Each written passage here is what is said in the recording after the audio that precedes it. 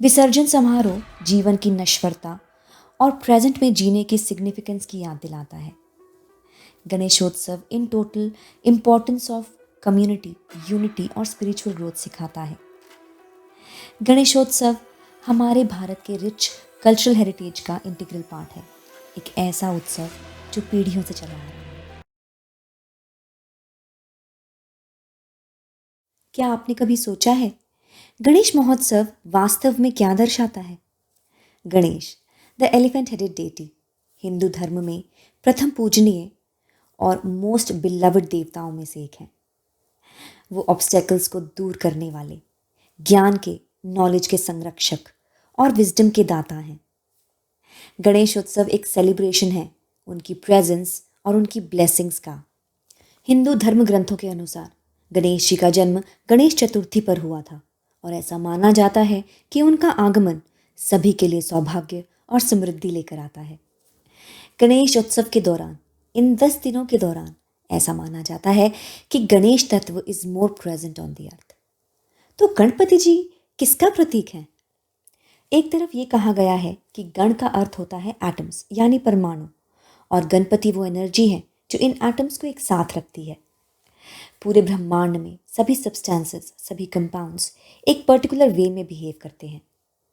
जो एनर्जी इस बैलेंस को बनाए रखती है उसको गणपति कहा जाता है। अब क्योंकि ये एनर्जी इतनी वास्ट है, विशाल है, कि इसको रिप्रेजेंट करने के लिए हाथी का सिर दे दिया गया, क्योंकि elephant is the biggest animal.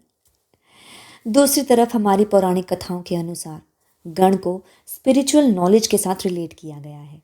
जैसा कि हम सभी जानते हैं, गणेश जी बुद्धि के देव हैं। उनके पास पूर्ण ज्ञान है, बहुत विशाल इंटेलेक्ट है। इसे रिप्रेजेंट करने के लिए हाथी का सिर यूज किया जाता है।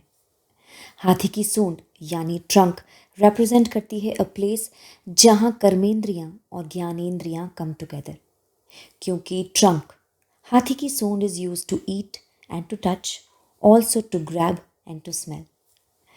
गणेश जी की energy is the shakti of both kriya and gyan which moves together. Other than this, elephants को one of the most intelligent animals भी कहा जाता है। इनकी मेमोरी बहुत अच्छी होती है। एलिफेंट्स के ब्रेन में जो न्यूरॉन्स होते हैं वो ह्यूमन ब्रेन के न्यूरॉन्स से 3 टाइम्स होते हैं। एलिफेंट्स डिफरेंट लैंग्वेजेस समझ सकते हैं, डिफरेंट टूल्स यूज कर सकते हैं। ऐरावत हाथी, जिसका शीश गणेश जी के धड़ पर लगाया गया था, कोई ऑर्डिनरी हाथी नहीं था।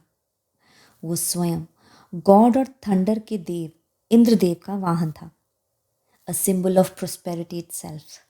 हमने अपनी पिछली वीडियो में बात की थी कि गणेश जी को मूलाधार चक्र, जिसे कुंडलिनी शक्ति भी कहा जाता है, उसका गार्जियन कहा जाता है। अब अगर आप गणेश जी की मूर्ति को ध्यान से देखें तो उनके एक हाथ में अंकुश और दूसरे हाथ में फंदा यानी रस्सी होती है। अंकुश सिंबलाइज करता है उस कुंडलिनी शक्ति को जागृत करने का, और रस्सी सिंबलाइज करती है उस शक्ति को कंट्रोल में रखने का। गणेशोत्सव 10 दिनों का त्यौहार है, परंतु 10 ही दिन क्यों? ऐसा माना जाता है हमारी 10 दिशाएं हैं। 4 दिशाएं नॉर्थ ईस्ट साउथ वेस्ट, 4 कोणीय दिशाएं north east south east north west south west, एक आकाश और एक पाताल। अब साधक को इन 10 दिशाओं से गुण मिले, शक्ति मिले, सभी विघ्नों का नाश हो, इसीलिए इस महोत्सव को चतुर्थी से लेके अनंत चतुर्दशी तक मनाया जाता है। इसके पीछे एक बहुत इंटरेस्टिंग स्टोरी भी है जिसका रिलेशन महाभारत से है। पौराणिक कथाओं के अनुसार महाभारत ग्रंथ की रचना के लिए लेखन भी गणेश चतुर्थी के दिन ही आरंभ किया गया था।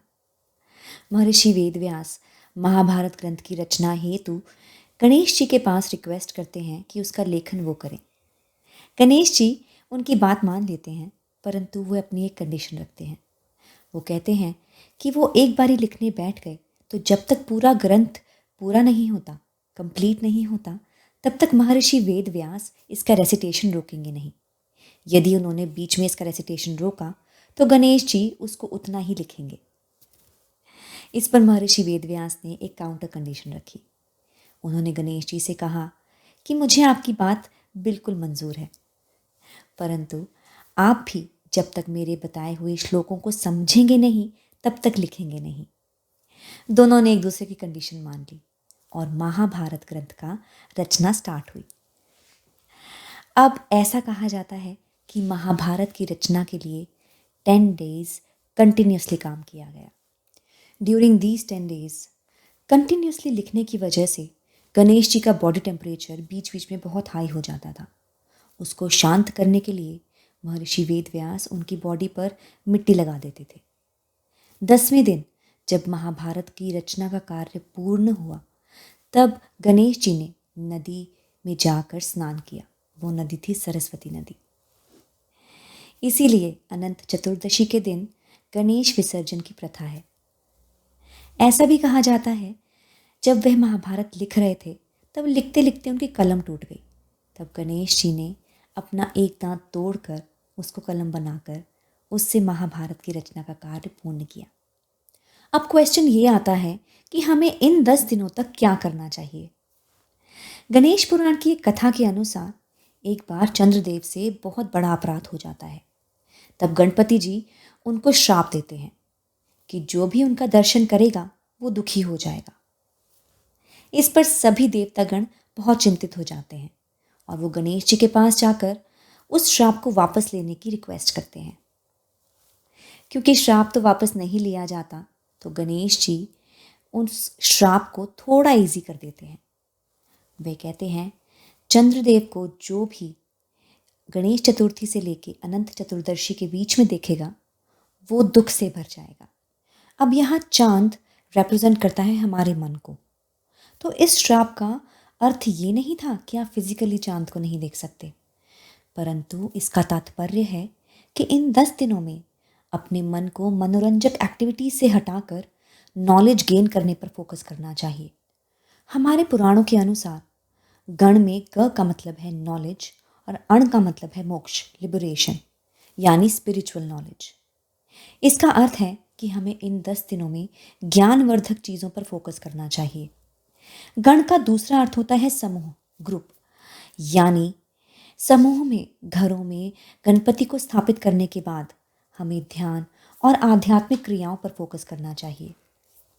हमारे शास्त्रों के अनुसार it is the best time for spiritual thoughts and meditational practices. Shri Krishna ने भी युधिष्ठिर जी को गणेश चतुर्थी का महत्व बताया था। उन्होंने कहा था इस दिन ग्रहों की पोजीशनिंग इतनी अच्छी होती है कि इस दिन किया जाने वाला कोई भी कार्य अवश्य ही फलित होता है। इसीलिए गणेश चतुर्थी को सिद्धि विनायक चतुर्थी भी कहा जाता है। गणेशोत्सव ट्रूली एक यूनिक और वाइब्रेंट सेलिब्रेशन है जो लोगों को साथ लाता है।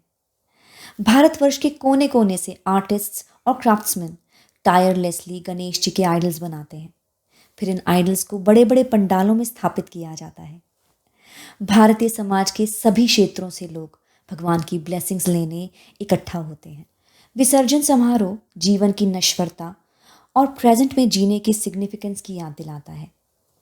Ganeshotsav in total importance of community, unity और स्पिरिचुअल ग्रोथ सिखाता है। गणेशोत्सव हमारे भारत के रिच कल्चरल हेरिटेज का इंटीग्रल पार्ट है, एक ऐसा उत्सव जो पीढ़ियों से चला आ रहा है।